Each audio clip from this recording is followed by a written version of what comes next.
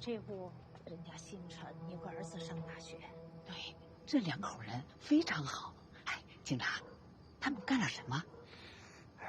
不能讲哦，也请咱们一定要保密。嗯，对，保密纪律我们懂。哎，没事，我们就收队了。好。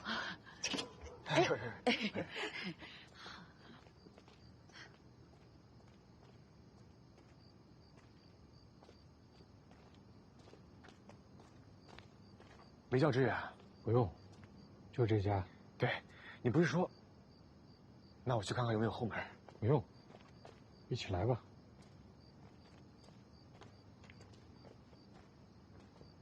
有人吗？在。我们是警察。陈辉在家吗？在。把门打开。能进去说吗？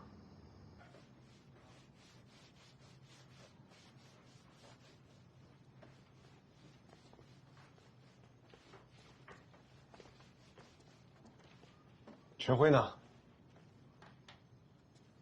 你们找他有事儿？我腰不好，干不了重活，收了个大件儿。小辉隔几天就回家一趟，帮我把东西送到废品收购站去。6月19号的晚上，陈辉也是回来帮忙的。对呀，他平时都不住家里，再晚他也回学校。今天他回来，什么也不说，就住下了。我觉得这孩子有心事，我没问他，他也没说。你在公交车上换衣服干什么？还反侦查呢？啊，不是，他是怕把衣服给弄脏了，就把旧衣服呢穿在外头，回家就换了。你们以前是住在造纸厂吧？怎么搬这儿了？啊，是的，因为身体不好，也找不到什么活干，所以就干起了收废品的工作。这造纸厂街坊邻居大家都认识，收废品小辉觉得没面子，所以就搬家了。收废品又不丢人，你怎么不早说？把事情交代明白了，我们就把你排除了。盯你这么多天，那费多少时间？对不起啊，我向二位赔礼道歉啊。这孩子平时不爱说话，心气儿高，不通情理的时候也会有，但是畜生干的事儿他绝对不会干。您说的情况我们都会核实，放心，不会冤枉他。还有最后一个问题，你说的沈小舟跟一个开跑车的男人的事儿，是真的吗？是。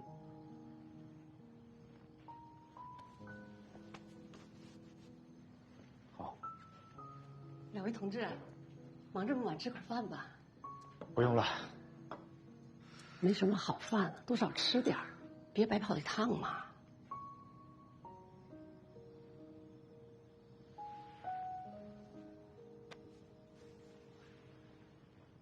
吃吧。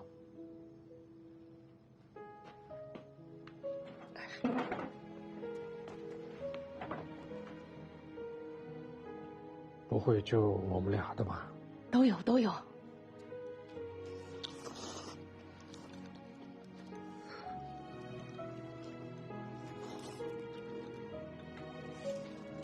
对不起，我不该写那封信，不该那样说沈小舟。我真的很想要那份工作，我怕他们都看不起我。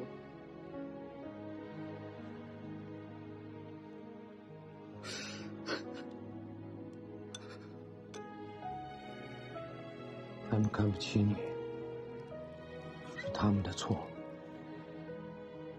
你不用去追求他们眼里的成功啊。你的成绩这么好，也许将来可以当教授、科学家，还不算成功吗？你想想，你真的想变成和他们一样的人吗？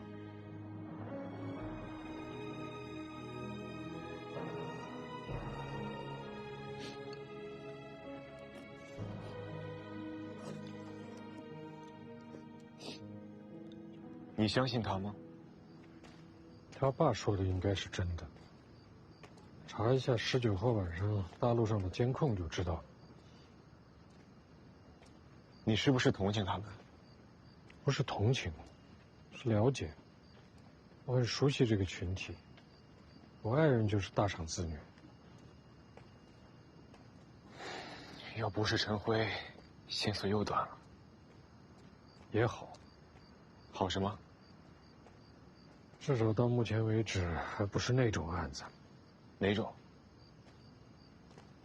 为了挣一口饭吃，一个老实人杀了另一个老实人。杀人案就是杀人案，谁杀谁都不行。你说的对，但总有些案子让人心里特别堵得慌。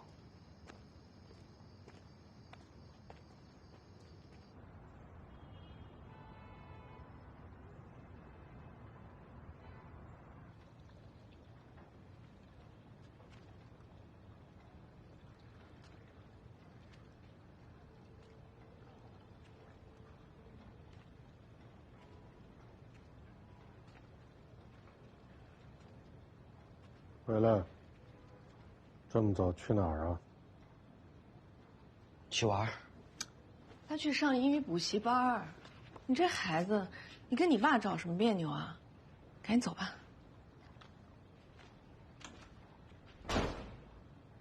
醒了？昨天晚上几点回来的？怎么不进屋里睡啊？回来的晚，怕吵醒你。他吃早饭了吗？没有啊。我也是怕吵醒你，我就没做。没事儿，让他出去吃吧。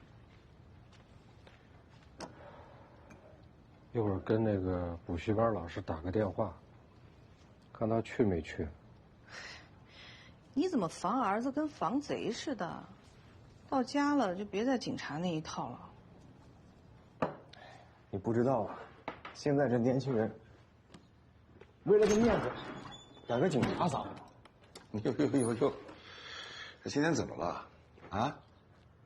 当着长辈开始抬高自己的辈分了？你别忘了，你也是年轻人。当年啊，把面子看比天都大，牙都被人打掉了，还硬着让跟我说，哇，他和他磕着。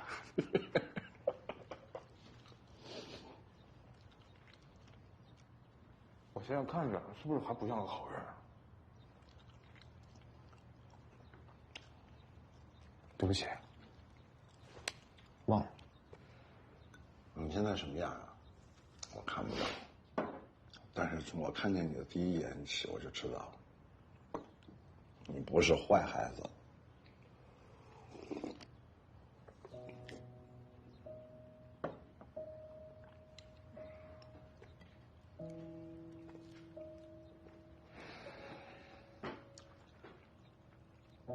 小时候，在农村寄养，天天挨打。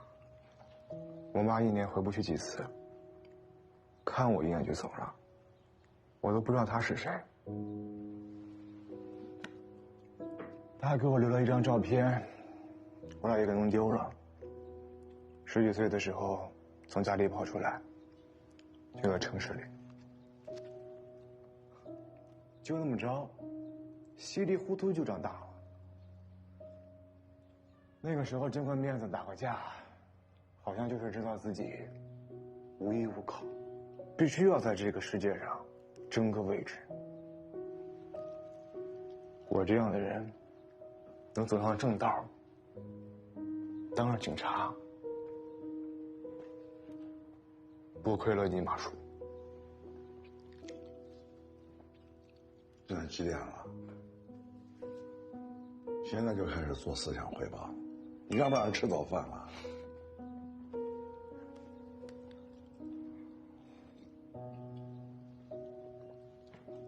你自己吃，我走了啊。嗯，路上慢一点。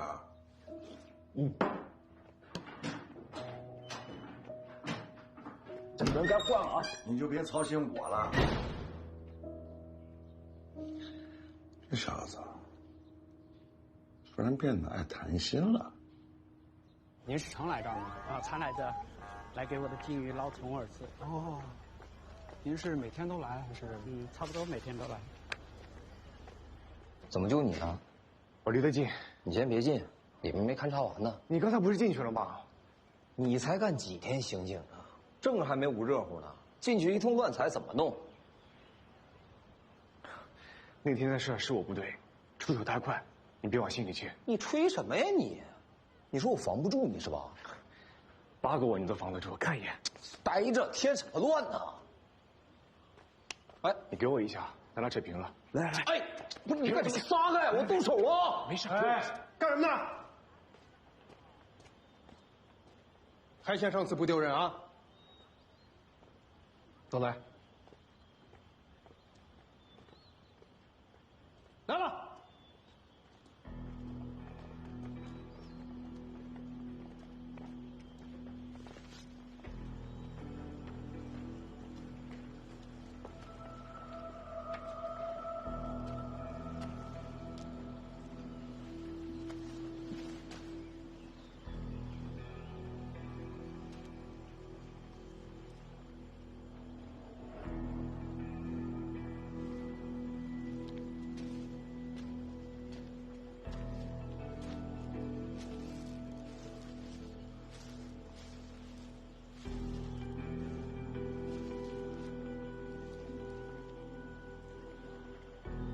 左脚。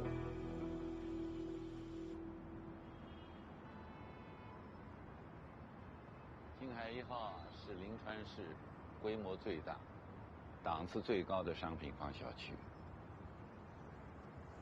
漂亮，很漂亮。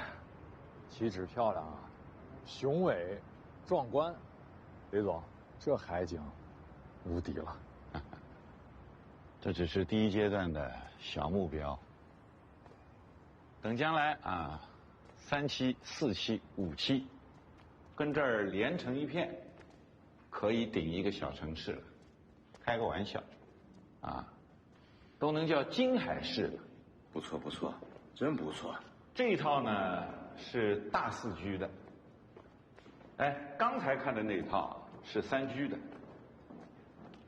怎么样？房型格局都不错吧？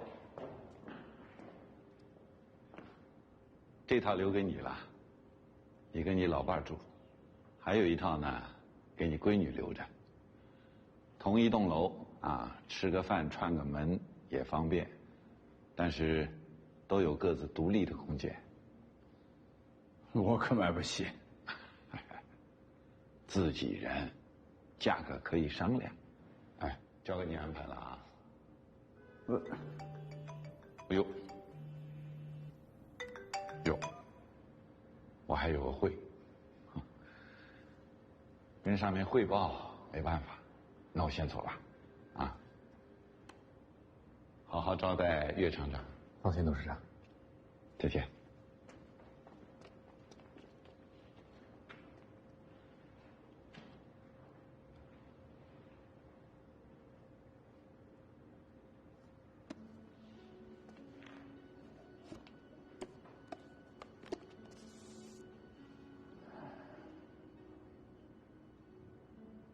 不会，找我来到底要说什么呀？不会是让我来看样板房的吧？房子怎么盖我可不懂啊！哎，不懂可不行啊！旭日厂将来就是金海3期，怎么盖得听您的意见。你们不是说要盖别墅吗？当然要盖别墅了。旭日厂的位置比金海1号还要好，不盖别墅怎么对得起这黄金位置呢？临海的地方，要配置私家沙滩，再打造几个网红景点，大有可为。可惜出了命案。现在的人也是迷信，越有钱越迷信。你说这事儿要传出去，能不影响价格？肯定影响啊。所以，叶厂长，旭日厂职工的安置计划可能需要研究研究。是不是就不要原地安置了？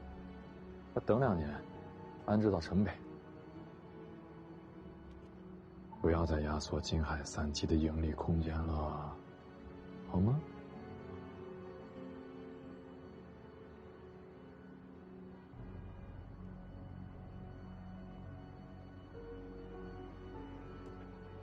海景房嘛，听着好听，住着不实用，太潮湿了，尤其不适合老年人。顶多卖给外地人，让他们当个度假房最合适。岳厂长，就这情况，你看有没有做工作的可能性？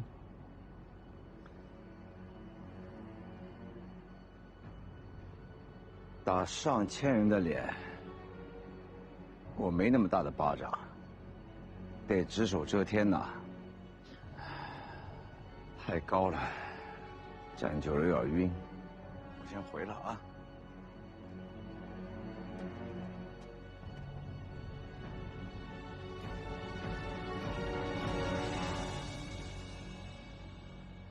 死者的身份查明了，贾贝贝，外地来本市务工人员，没有固定工作。被害前在酒吧、KTV 串场，当酒托。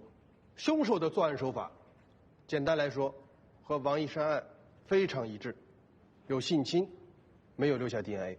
好，从这3个受害者的职业和身份来看，王一山和贾贝贝都属于外来本市务工人员。王一山早就和家庭失去了联系，这个贾贝贝还有待调查，但是从他从事的职业来看，恐怕也不是出自一个关系密切的家庭。他们2个属于高风险受害者，出了事儿没人寻找，也不易察觉。沈小周可就不一样了，他是大学生，也是本地的居民，父母很疼爱他，一旦发现他失踪就来报案。一般情况下，习惯选择高风险受害者的凶手，往往会避开低风险的受害者。2位领导的意思，杀害沈小周的不是同一个人。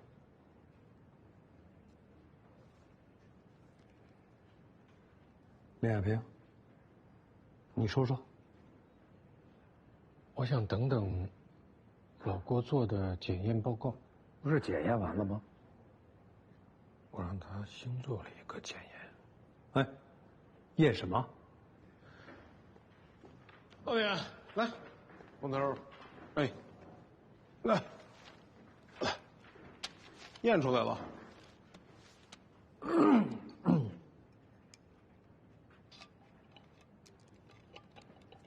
你倒是说我验出什么了？你急！林海平让我重新检测了王一山、沈小周、贾贝贝3个受害人的足部擦拭样本。我呢，从表面皮肤和指甲缝里，也确实提取到了一些微量建材。验出 DNA 了？没有，这是化学检测，不是生物检测。我从王一山和贾贝贝的样本里，检测出了藻酸盐、氧化锌、硫酸钙等衡量成分，就是倒模用的原材料。你比如说，做个角膜，得先是液态，倒进容器里，把角覆盖好，凝固之后，打开，取出角，再倒入硅胶，成了。凶手把角切下来，是为了方便做角膜。这是个合理推测。撤了。沈小周的脚上没有。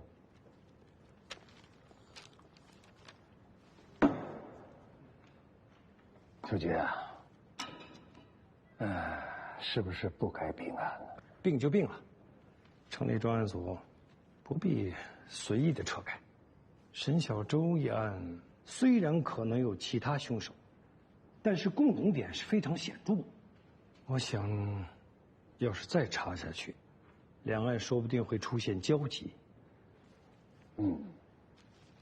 那就一个案子2个方向，是不是同一个凶手，查到底为止。啊，老赵，你查王一山和贾贝贝，有必要的话，请省厅的专家做一个凶手的心理画像。是。你查沈小周，人手可能要分走一些。我跟那边，你想跟哪边？我跟连队。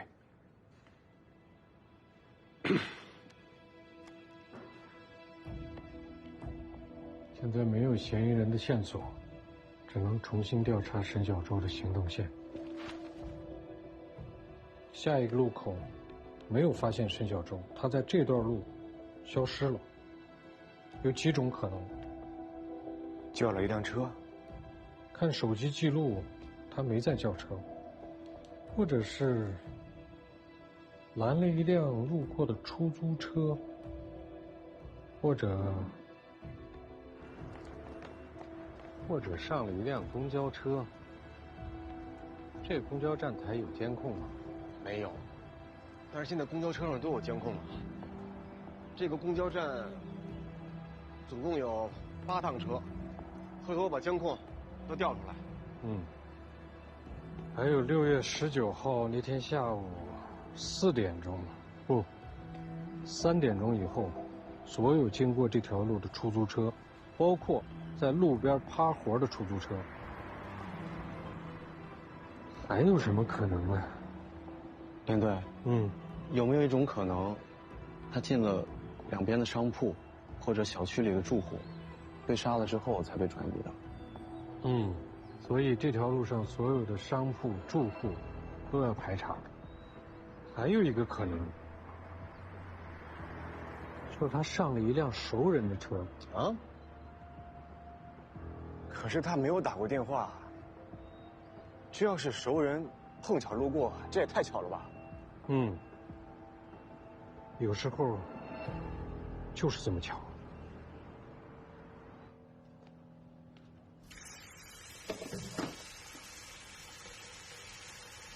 你去问问，哪儿能买到好一点的墓地，风景要好。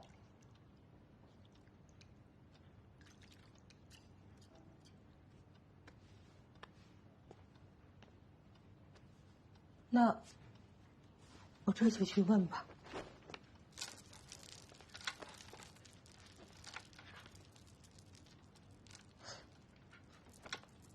咱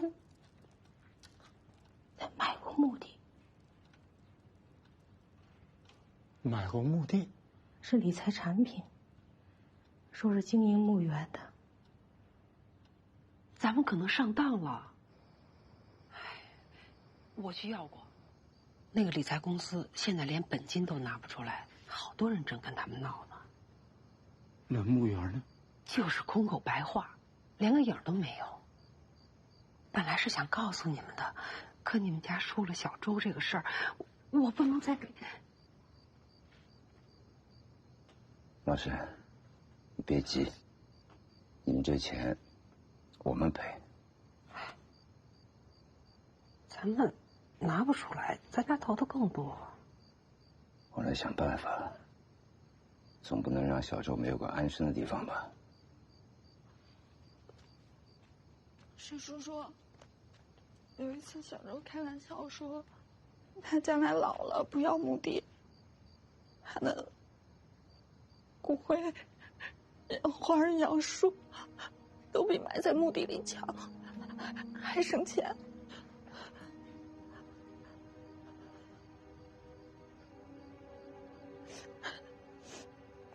像小周说的，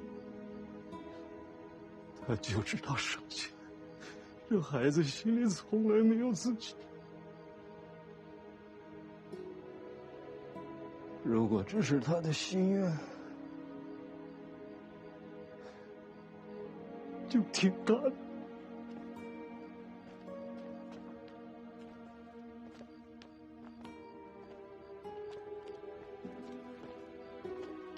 小海，来，快点起来回家了。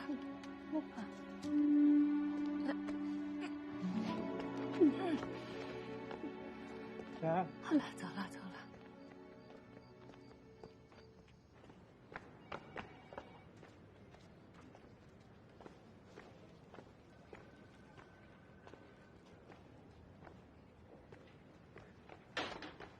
说你家给的凶手画像也太笼统了吧？男性20到40岁之间，独居，有一定的经济基础，教育程度偏高，从事比较自由的工作。这全市这种单身狗得有几万人，这怎么查呀？经常购买女鞋，从这儿查。你以为我们没查呀？那锯骨刀那么小众的工具都查不到来源，何况女鞋那种大众产品呢？一天得卖多少双是吧，英子？我买的都是男女同款。剔骨刀只有买一把，肯定会想方设法的隐藏购买信息，但是女鞋经常买，难免会留下购买记录。你懂什么呀？会自己去买女鞋的男性应该不多吧？是，反正我是没买过。还有，倒角膜是不是需要购买原材料？这也是条路。你是指导员啊？你才查了几个案子？0个。1月1日元旦，你是该跟你们队长好好学学，主要学话少这个优点。咱再推个理，这个嫌疑人会不会是个残疾，自己就少了只脚？说的没错啊，说不定少2只脚，坐轮椅呢。行了，办你的案子，废话少说。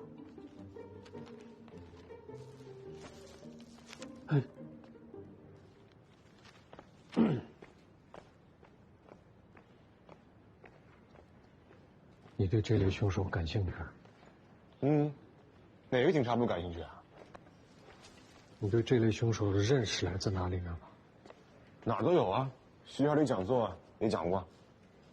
电影、电视上也看过不少吧？编的是挺好看的。不过这么多年，我从来没见过一起命案，是凶手费尽心机设计的，让人摸不着头脑的。也从来没有哪一次破案是纯靠推理推出来的。其实我们破案，主要还是靠4个轮子、2条腿、1张嘴，是枯燥的重复劳动。我知道。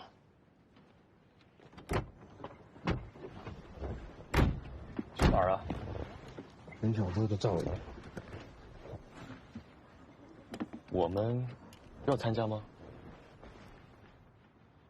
现在所有的出租车、公交车、临街店铺、小区监控都查过了，都没有发现沈小舟的影子。说不定他真的碰到了熟人。你觉得是陈辉说的那个人？不知道。说不定凶手会在葬礼上出现。你这不就是推理吗？不是，是经验。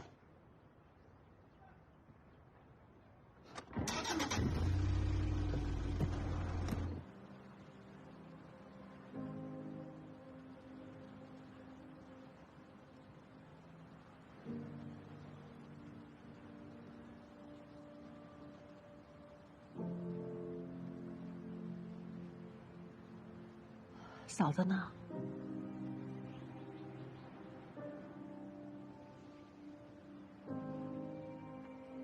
小海知道了吗？他不知道。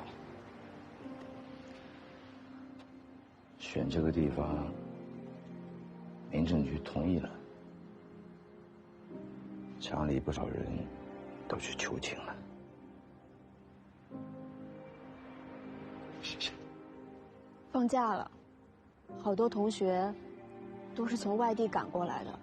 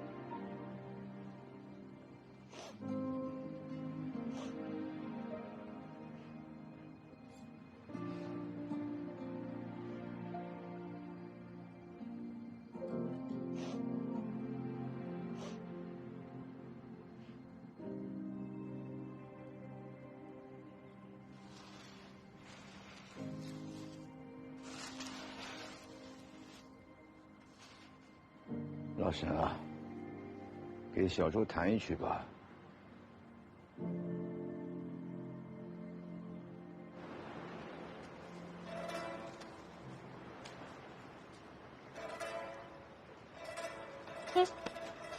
沈啊，沈，小孩来，沈啊，沈，过来过来，他们在演节目呢啊，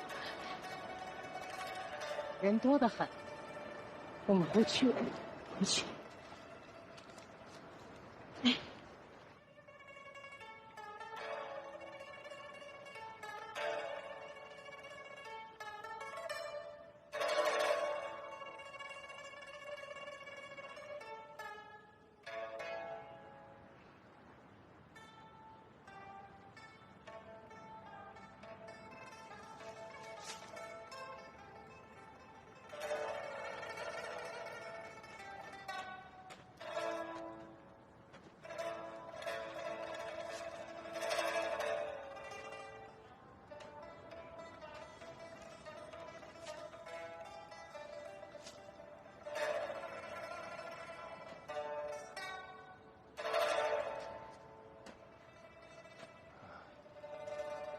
叶厂长能不能借一步说话？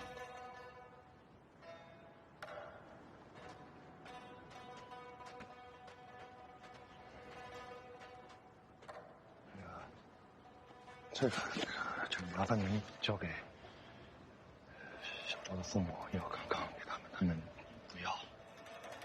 你是？我是本来小周要入职的玉成公司，这是公司的一点心意。劳烦您。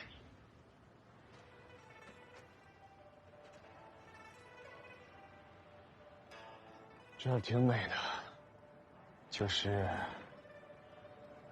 孤单了点儿。这是他的遗愿。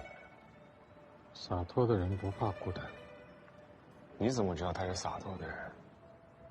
他看着像。像谁？像洒脱的人。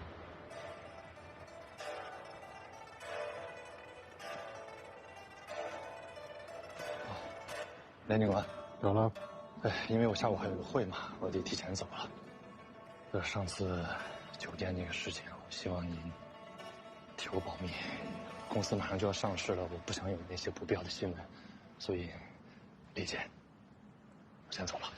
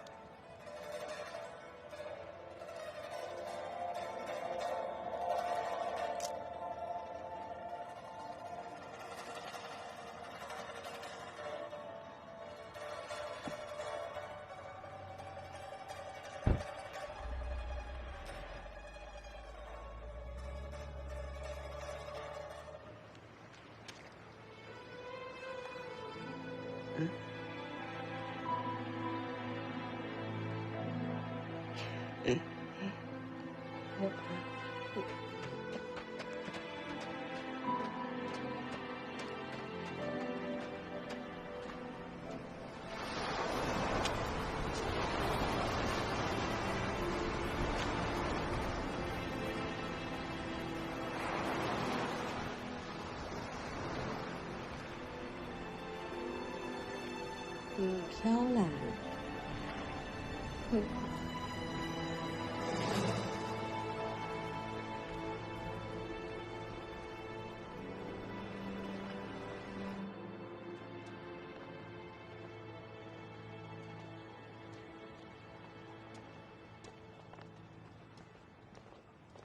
等等，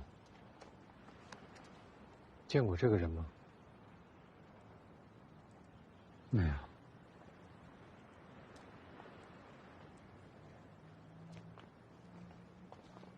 我认识这个人。他是谁？他叫张浩洋。沈小周男朋友？不是，他喜欢小周，但不是男朋友。上次问你，你怎么不说呢？不是男朋友啊，喜欢小周的人多了，我们系里就有好几个呢。他喜欢沈小周，但是沈小周不喜欢他。也不是不喜欢，就是。他们是朋友吗？大概算吧。可以一起出去玩？有时候会。那不就是谈恋爱吗？不是谈恋爱，可能他想吧，但小周肯定不想，所以小周出来玩都会叫上我。小周都不想让别人知道他认识张浩洋的。为什么？他是个富二代吧？就因为他是个富二代。什么意思啊？富二代还变成短板了？第一次听说。小周觉得他还没长大。没长大多大呀？未成年？你们自己去找他吧。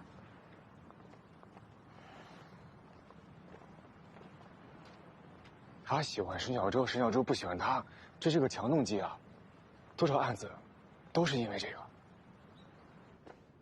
哎，林队，查到了啊！张浩洋他爸是张墨清，知道吧？谁呀？哪个集团的老总？书画名家，哎，不少大领导家里啊都挂着他的墨宝。艺术家，艺术家的儿子还那么庸俗，开什么跑车？不光是艺术家，哎，林队，他还有个生意。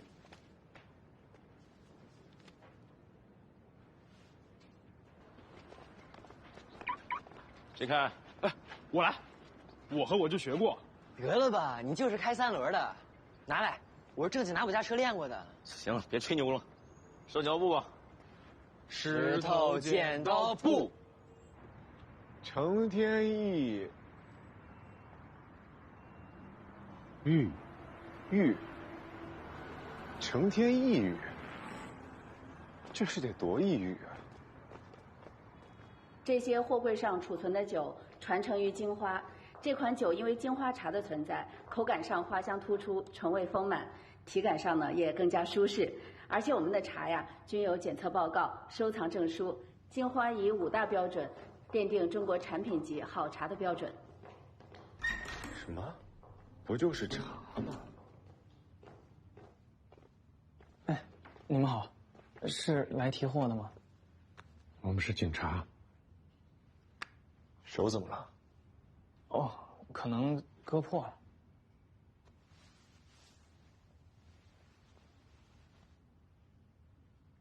你跟沈小舟最后一次见面是什么时候？就是他出事那天嘛，那天下午。几点钟？大概3点吧。我去学校找他，然后他有一个社团活动刚结束。找他干什么？就是他不是第2天要离校回家吗？然后我就问要不要送他，然后他就说不用，我们就分开了。你跟沈小舟什么关系？朋友。不是男女朋友？不是。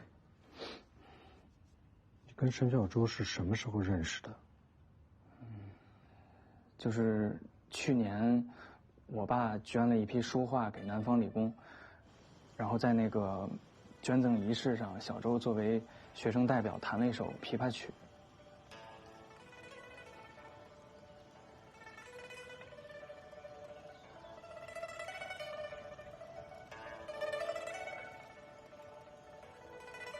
我们就认识了。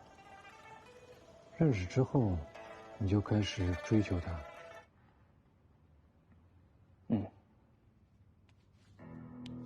你差不多行啊，换我，快，靠边！就你，得了吧，敢开我还不敢做呢。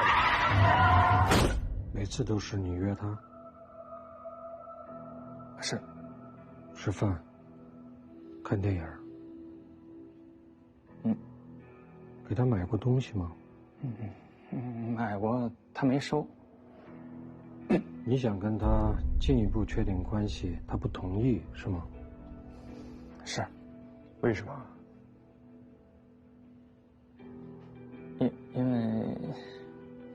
因为他看不上你。你这么好的条件，要什么有什么，他凭什么？从去年追求到现在，就是不想跟你确定关系。是在溜着你玩吗？愿意跟你约会、吃饭、看电影，就是不愿意跟你进一步的确定关系。不知道这个女孩心里在想什么。请不要再说了。她是在打击你的自尊吗？故意给你心理上的劣势？不是，小周不是这样的女孩，是我配不上她。你配不上她，这是她说的吗？不是，小周从来没有说过这样的话，是我不够优秀，然后我不知道自己想要什么，我没有目标。小周是不会看上我这样的人的。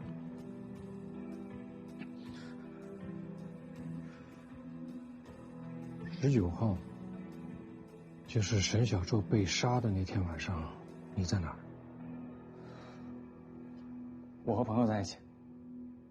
在一起干什么？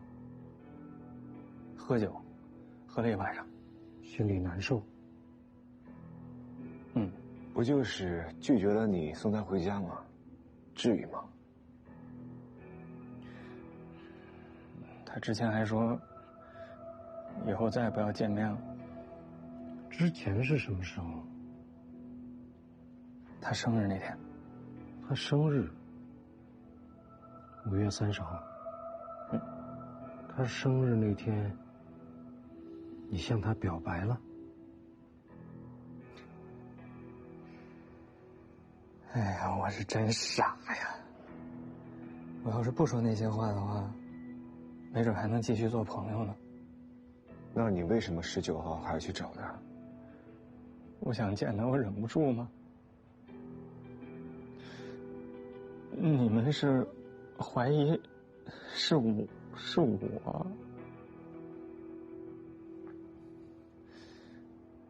我就是杀了我自己，我也不会伤害小周的呀。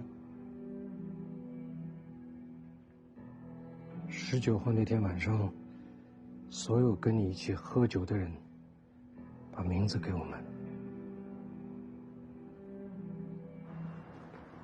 感觉像演戏，他装的吧？对了，19号下午他见过沈小周，要是他没走，悄悄跟着他呢。所以沈小周在那条路上碰到熟人，没准就是他。查查监控里有没有他的车就知道了。小树出事了，你快回来！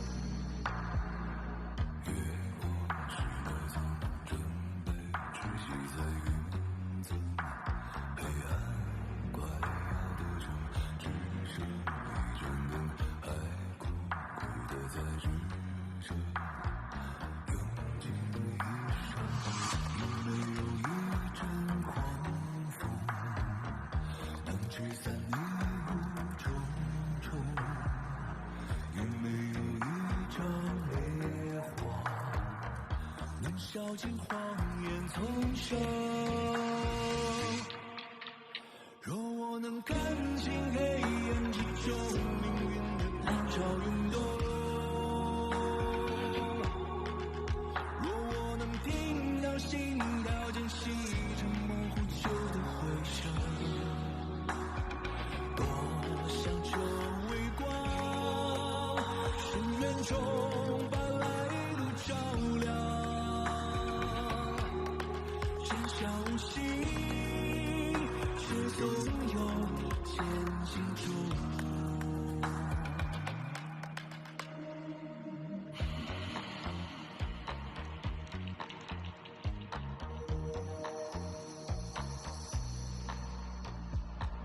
回忆是刀锋，整结隔着夜的冷，故事隐隐作痛，情长和旧梦。